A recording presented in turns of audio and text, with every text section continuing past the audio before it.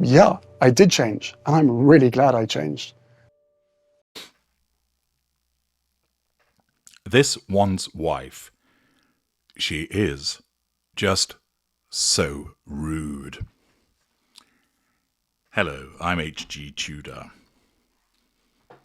There are certain narcissists that you would not necessarily realize are narcissists because the facade that they wield is so good.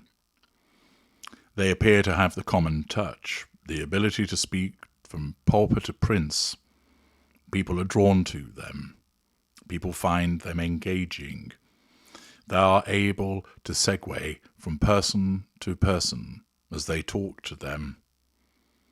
There's no hint of ignited fury. They are charming. They are magnetic. But you're dealing with a highly evolved narcissist who, with dashings of charisma, has also learned cognitive empathy and the appropriate way to behave, and is able to demonstrate that in the way that they talk to people, the way that they interact with people, so that you would never guess at the Machiavellian mind that's whirring way behind those deadened eyes. You would never be aware of the dark mind that is functioning, the manipulations and the devaluing behaviours that are meted out as against those who get in the narcissist's way behind closed doors. Other narcissists are bombastic and in your face. They don't operate with a facade. What you see is what you get, and they will often tell you that. It's their way or the highway. They're strong, you're weak. They're big, you're little. Don't like it? Foxtrot Oscar. They thrive on being what they are. Not that they recognize that they are a narcissist, but simply they see themselves as real. They see themselves as the real deal, that they are effective, that they don't operate with spin. And they can often be very rude, but it's justified on the basis of being straight talking. Then there are other narcissists who believe that they are kind and generous, empathic even, that they're supportive and friendly, and that they mean no harm. And they repeatedly fail to see that their own behaviours can be caustic, vitriolic, nasty, and rude.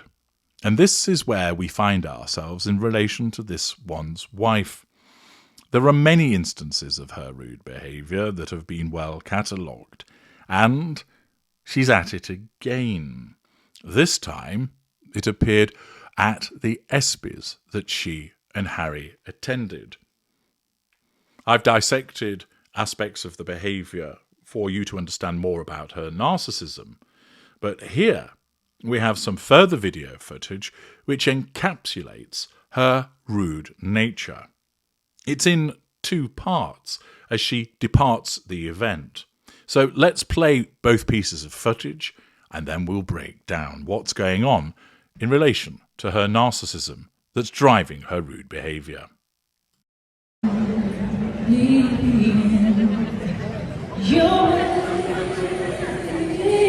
Who's brave? So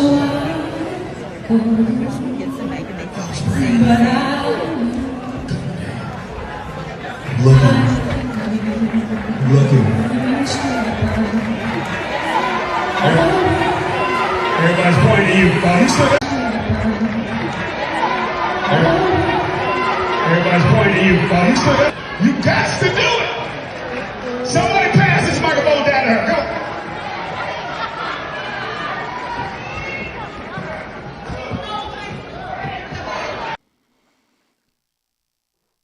What are we witnessing?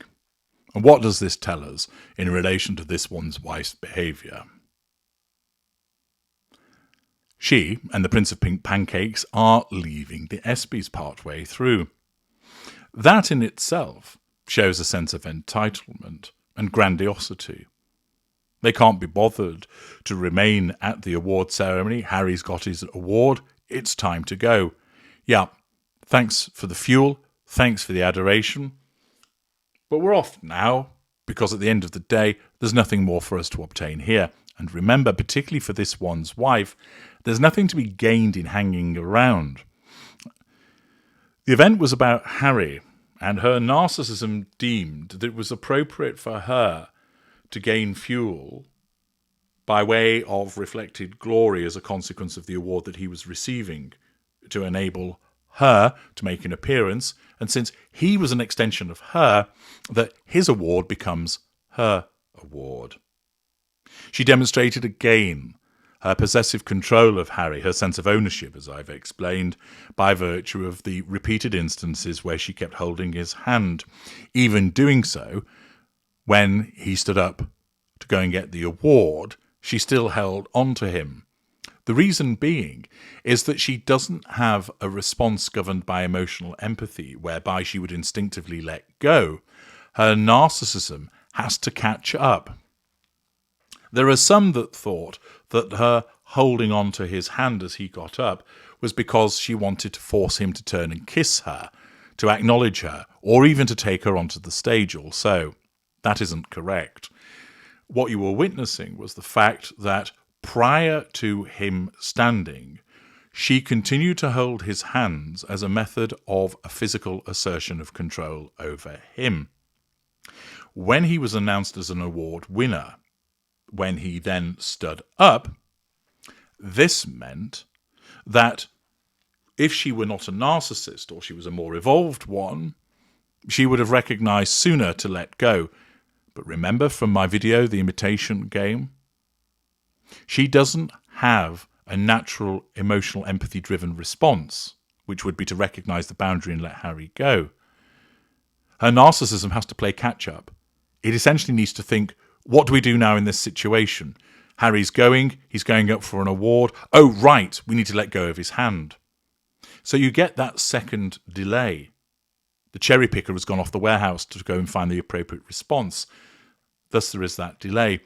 And that delay meant she kept hold of his hand. So it wasn't designed to be taken up on the stage herself. It wasn't designed to stop him so he would turn around and kiss her. It was simply a consequence of the fact that her narcissism was playing catch-up with regard to the appropriate response. Thus, once what had been achieved, there was no longer any need to remain around. And, of course, her narcissism deemed that it would be inappropriate to remain because nothing more would be said about her. Harry also would no longer be focused on, so that particular extension, that had been dealt with. Thus, in the eyes of the narcissism, there was no point in remaining. Rather than, of course, leave discreetly, perhaps just the two of them, and doing so at an appropriate break, what happened? This one's wife stood up and made to leave while somebody was performing, while somebody was singing, which, ironically enough, was the theme from The Bodyguard. This demonstrates her rudeness once again, as 1, she leaves while somebody else is performing on stage. 2, she leaves in a manner which of course draws attention to her. Naturally, that's what has to happen. And she engages in this strange hunchbacked walk as if she's trying to stay out of the line of sight of people on the stage, but then decides that she's going to stop and engage with somebody. She typically ignores the child that is with the man, forces him to stand up, thus getting in the way of people stood behind, utilizes the usual limpet-like hug in order to physically assert control over this individual, and halts her exit. This is once again her self-absorbed behavior, whereby her narcissism deems, oh, it's appropriate for you to assert control over this individual who appears to be known to her, but fuck the people who are trying to watch what's going on stage. You can stand in the way of them. There's the briefest acknowledgements of the child, but it's so brief because you're of no use to me. And then it's, oh, I'm handling Harry, where is he? Thus she turns around to try and find him, because she needs to continue to assert control over him. There's some manhandling of Harry, I'll talk about that separately. And then she goes in to shake somebody else's hand. Rather than make her way out, she continues to hover, waving at somebody, looking around, drinking in the fuel, and of course the other people around her, presumably part of her entourage, are creating something of the rugby scrum and obscuring the view of what's going on in the stage. It's also rude to whoever is performing on the stage. We can't see them in this particular piece of footage, but somebody's undertaking a performance, and this one's wife is making it all about her, preventing the audience from viewing what's going on and upstaging those who are performing on the stage. It's the typical self-absorbed, self-obsessed, rude behaviour that you've come to expect from the Duchess of Delusion. The second piece of footage demonstrates the clear dissatisfaction of those in the audience. You can see that people are gesticulating, pointing towards the exit, wanting them to get out of the way and leave. That is challenge fuel for this one's wife because she's being told what to do. There then comes a bit of a clamour of voices whilst the gentleman's speaking on stage. He talks about handing the microphone down to her.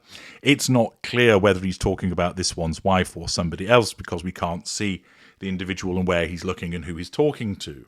But it may be the case that this is directed at this one's wife, and he's noticed that she is seeking the attention, and therefore sarcastically he remarks, well, let's give her the mic. After all, she wants to be the centre of attention and she's upstaging us. It's a distinct possibility.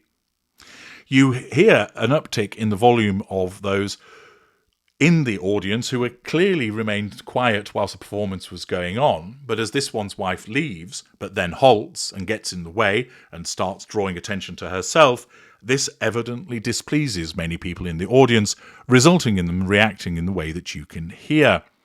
There are a couple of shouts that are sent her way. It's difficult to distinguish what's actually being said. Some have suggested that it's telling her to leave. Somebody else has suggested that it's been said that somebody has cried, she's no Princess of Wales. It's difficult to distinguish, and it might be correct that those were the things that were said, or it may not be. Naturally, it wouldn't be a surprise if such things had been shouted in her general direction, because it demonstrates once again not only her unpopularity by virtue of the reaction, but just how damn rude she is. Although she operates a facade, in that moment, her narcissism was more bothered about drawing fuel and interacting with the individuals that she recognised. Therefore, precedence was achieved with regard to the assertion of control at the cost of managing the facade. It made her look bad, and the audience reacted accordingly, gesticulating for her to get out, some shouting leave, and generally there being noises of dissension sent in her direction. Yet again, it's demonstrative of the way that she behaves. It always has to be about her. It doesn't matter that she's obstructing the view of the audience. It doesn't matter that she's upstaging whoever is on the stage. It doesn't matter that she's getting in the way of people's enjoyment. She leaves, showing that she's rude. The manner of her departure is rude. The manner of interaction with other people is rude. And this is all driven by her narcissism, because it needs her to control the people that she sees, and in so choosing to do that, interacting with them, she then pisses off other people because she's being rude. Once again, by understanding her narcissism, you can understand that that self-absorbed, self-obsessed nature of hers drives, once again, an example of rude behaviour. This rude behaviour has been evidenced by video footage. It's plain to see. There's no debating it. She's rude, and for her supporters to try and suggest that it's something else, they're simply denying the existence of credible evidence. She is rude, and she is rude because of her narcissism. I'm HG Tudor. Thank you for watching.